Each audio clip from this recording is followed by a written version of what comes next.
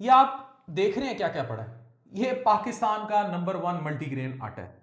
कोई ऐसी चीज नहीं, 13+ इंग्रेडिएंट्स। कलौंजी, अलसी के बीज, सौंफ, बाजरा, मिलेट्स, किनवा, सुपर फूड, बादाम, चिकपीस, जई, जीरा, हर चीज ये मिक्स कर दी गई।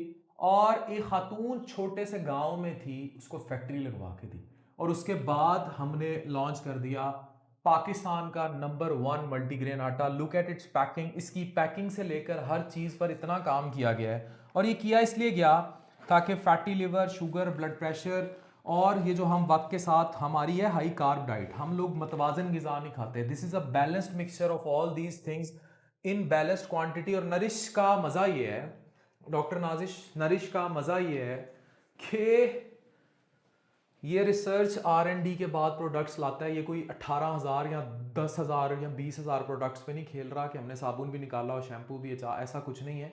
यहाँ टोटल बात की जाती है आपके खानों की और आपकी सेहत की, और उसके लिए जितनी रिसर्च की जाती है। और ये स्पेशलिस्ट इन्वॉल्व हैं, न्यूट्रिशनिस्ट इन्वॉल्व हैं, बहुत सारे लोग इन्वॉल्व हैं। So best of luck doctor Nazish. Best of luck for health, pure and natural.